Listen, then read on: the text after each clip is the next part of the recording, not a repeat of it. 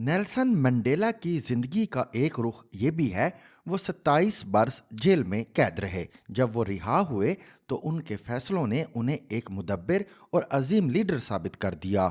एक जानिब उनके ऊपर किताबें लिखी और फिल्में बनाई गईं। उनके मुजस्मे चौराहों और सड़कों पर नस्ब किए गए। उनके नाम के डाक टिकट जारी हुए और उन्हें आलमी एजाज़ात से नवाजा गया। और दूसरी जानिब उनकी अपनी बीवी विनी ने 34 बरस की शादी के बाद उनसे तलाक ले ली। वो दीगर खानगी मसाइल का शिकार भी रहे। बिस्तर मर्ग पर बकौल उनके वो उदास तरीन और दुनिया का तन्हा तरीन आदमी थे। मैंने ये वाकया इरफान जावेद के शानदार तहकीकी और फिक्री मज़ामीन की किताब अजायब खाना में पढ़ा था। जब मैंने उनके खाकों की ताज़ा किताब आदमी में शामिल आसिफ फरखी का खाका पढ़ा तो मुझे नेल्सन मंडेला का वाकया याद आ गया।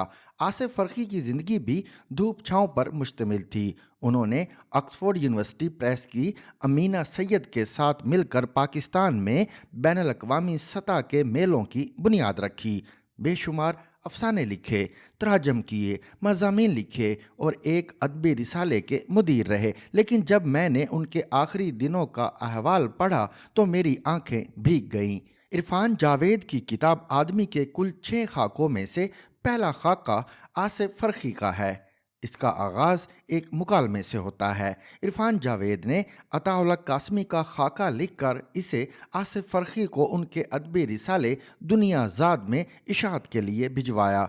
जब चंद रोज़ बाद इरफान ने आसिफ से खाके के बारे में पूछा तो उन्होंने बताया कि खाका तो उन्हें बहुत अच्छा लगा है, लेकिन दुनिया ज़ाद की पॉलिसी है ये जिंदा लोगों पर तहरीरें शाया नहीं करते। ये बात जब इरफान ने अताउल्लाह कासमी साहब को बताई तो उन्होंने बुलंदो बांद कहकहा लगाया और अपनी रिवायती हाजिर दिमागी से बोले, तो क्या आसिफ इंतज़ार हुसैन को उनकी ज़िंदगी ही में मुर्दा समझ बैठा है? आसिफ फरखी इंतज़ार हुसैन से इश्क में मुब्तला थे और वो उनकी ज़िंदगी ही में उन पर लिखते रहते थे और इंतज़ार साहिब की तहरीरें भी शाया करते रहते थे। इस खाके में जहां मुस्तंसर हुसैन तारड़, अब्दुल्ला हुसैन, शकील आदिल ज़ादा, अहमद नदीम कासमी और असलम फरखी जैसे कद आवर अदीबों के दिलचस्प वाक़यात और मुकालमात हैं, वहीं कराची आर्ट्स काउंसिल के मुतहर्रिक और बासलाहियत सदर अहमद शाह, मुसव्वरी के मास्टर्स में शुमार होने वाले तसद्दक सुहेल, भारतीय अदाकार नसीरुद्दीन शाह और दानिश्वर दाऊद रहबर के किस्से भी हैं। मशहूर तारीखदान विलियम डिलर मैपल के एक नुक्ता खेज लेक्चर का भी हवाला है जिसमें इरफान और आसिफ फरखी इकट्ठे शरीक थे। एक बात जिसने मुझे ख़ास तौर पर मुतासिर किया वो आसिफ फरखी के फ़न का उनकी ज़िंदगी के उतार चढ़ाव के साथ मुख्तसर तज्ज़िया है। हमारे यहाँ ऐसा कम कम होता है कि किसी अदीब की ज़ाती ज़िंदगी के उसकी तहरीरों पर असरात का इस गहराई से तज्ज़िया किया जाए। दूसरे खाके का उन्वान मन मोजी है और ये इसहाक नूर नामी सितारा शनास और जायचा नवीस का है। मेरी भी इसहाक नूर से मुलाकातें रहीं। वो ज़िंदगी से भरपूर दिलचस्प आदमी थे। इस खाके के जैसी पुर असर, मालूमाती और उम्दा तहरीर मैंने इससे पहले कभी खाकों तो क्या अफसानों और नावलों में भी नहीं पढ़ी। इसहाक नूर के ज़ैली उन्वान में इसे नावल का एक गुमशुदा किरदार लिखा गया है। अगर इसहाक नूर की ज़िंदगी पर फिल्म बनाई जाए या नावल लिखा जाए तो वो ब्लॉकबस्टर फिल्म और बैनुल-अक़वामी सतह का एक बड़ा नावल होगा। इसहाक नूर की परवेज़ मुशर्रफ से मुलाकातें रहीं। सदरुद्दीन हाशवानी उनके करीबी दोस्त रहे और दीगर नुमाया लोगों से भी उनकी सोहबत रही। अलबत्ता अपनी जवानी का एक हिस्सा उन्होंने लाहौर के बाज़ार हुस्न के एक चुबारे पर मुलाजमत करते गुजारा। इस खाके में हीरा मंडी का ऐसा तफसीली और बराह रास्त मुशाहिदा नज़र आता है जो कामयाब है। इसके अलावा इसमें खोशाब से लेकर मिट्टी तक पूरे पाकिस्तान की सकाफत की कहानियाँ और किस्से मिलते हैं। इसहाक नूर वैगनों, बसों में और पैदल पाकिस्तान के तौलो अर्ज में फिरा करते थे, सो इसमें खालिस मुशाहिदे की बुनियाद पर जगह जगह की रिवायात का तज़करा भी है और वहाँ के पकवानों और लोगों की आदात का हवाला भी है और आखिर में एक दुख का जिक्र भी है। एक ऐसा दुख जिसे अपने सीने में लेकर इसहाक नूर ज़ेरे ज़मीन चले गए। आदमी में गैब्रियल का खाका भी शामिल है। वो स्विट्जरलैंड से ताल्लुक रखने वाला एक दायमी आवारागर्द था। यूनिवर्सिटी का तालीम याफ्ता एग्जीक्यूटिव जॉब करने वाला एक रोज सब छोड़ छाड़ कर दुनिया के सफर सेहत पर निकल खड़ा हुआ था। इस्तांबुल इसके जी को ऐसा भाया कि वो जिधर भी जाता लौट कर उधर आता। इस्तांबुल में उसकी मुलाकात पाकिस्तान के एक यूनिवर्सिटी स्टूडेंट से होती है जो वहां पर हफ्तों के लिए उसी स्टूडेंट हॉस्टल नुमा होटल में मुकीम था जहां गैब्रियल रहता था। दोनों की ऐसी दोस्ती होती है कि गैब्रियल इसे अपने दोस्त लड़कों लड़कियों से मिलवाता है और इस्तांबुल के उन हिस्सों तक ले जाता है जो सयाहों की लिस्ट में नहीं होते। एक रात इस पाकिस्तानी स्टूडेंट को पुलिस पासपोर्ट ना रखने पर गैर कानूनी कयाम के शक में पकड़कर हवालात ले जाती है। गैब्रियल को गोरा यूरोपी होने की वजह से पुलिस छोड़ देती है, मगर गैब्रियल अपने पाकिस्तानी दोस्त से हक़ दोस्ती अदा करते हुए उसके साथ हवालात चला जाता है।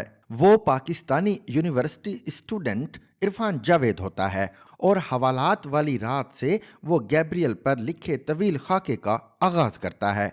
ये खाका नहीं, एक सफ़रनामा, अफसाना और तारीख और समाज की अक्कासी है।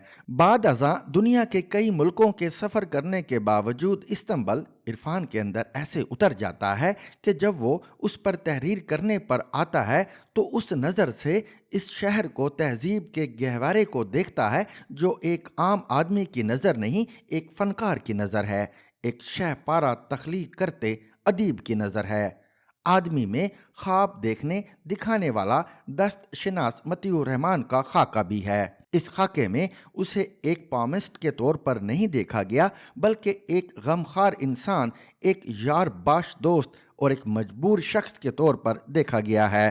पॉमिस्ट के सामने लोग अपना दिल खोल कर रख देते हैं, अपने दुख सुख, अपने राज बयान करते हैं। इरफान ने मतीउर रहमान की नज़र से लोगों को देखा है। मती जो नवादरात का शौक़ रखता है, शिकारी है, अवागौन जन्मों के सिलसिले के अकीदे में दिलचस्पी रखता है और सियासतदानों से उसकी दोस्ती है। इस खाके में साबिक वज़ीर आला पंजाब मंजूर भट्टू, गुज़िश्ता गवर्नर पंजाब चौधरी अल्ताफ़, चौधरी परवेज़ इलाही और दीगर कई सियासतदानों से उसकी मुलाकातों और हिकायत का बयान है। आमिलों, जाली पीरों की जालसाजी का अहवाल और जेल के उन कैदियों का तज़करा है जो उसे ख़त लिखते थे और वो उनसे मिलने जेल चला जाता था। इरफान ने मती की कुल शख्सियत को 3 अल्फाज में समेटा है। 60 की दहाई में जब यूरोप और अमेरिका में हिप्पी तहरीक अपने अरूज पर थी तो खाते पीते ख़ानदानों से ताल्लुक़ रखने वाले चंद पढ़े लिखे लड़के भी शौक़ व जस्तजू में यूरोप और अमेरिका को निकल गए थे। फिर वो लड़के कभी पाकिस्तान ना लौटे, अगर आए भी तो चंद रोज़ के लिए। आज वो किस हाल में हैं? एडवेंचर के शौकीन उन लड़कों का क्या बना? ये सब बड़ी मामू नामी एक ऐसे ही मन चले के खाके को पढ़कर मालूम होता है। बड़ी मामू का भांजा इरफान का दोस्त था। इरफान यूनिवर्सिटी के ज़माने में बड़ी मामू को पहली मर्तबा मिला था और बाद में कई साल मिलता रहा। वो आज भी बड़ी मामू से राब्ते में है। इसमें 60-70 की दहाई का वियना, ऑस्ट्रेलिया और यूरोप नजर आते हैं। अमेरिका का इंडियाना दिखता है और लास वेगास, जिसे शहर गुनाह कहा जाता है और जहां बड़ी मामू एक जुए खाने में बरसों मैनेजर के फ़राइज़ सरंजाम देते रहे के शब रोज़ का अहवाल है। इसमें एक तजर्बेकार जहां गर्द की नज़र से औरत और मर्द की नफ्सियात, तलाक के बढ़ते हुए रुझान, इश्क व रुमान की मुख्तलिफ जहतों और मुख्तलिफ मौज़ूआत को मुनफरद अंदाज में देखा गया है। मगरब के बहुत से लोगों की तरह बड़ी मामू अशिया की बजाय यादें इकट्ठी करने पर यकीन रखते थे। उम्र के उस आखिरी हिस्से में उनकी यादों के ख़जाने का क्या हुआ? इस मौजू पर एक बहुत मुख्तलिफ और मुनफरिद पहलू से चौंका देने वाले अंदाज में इस खाके का इख्तिताम होता है। बांसुरी बाबा इस किताब का आखिरी खाका है और मेरा पसंदीदा भी।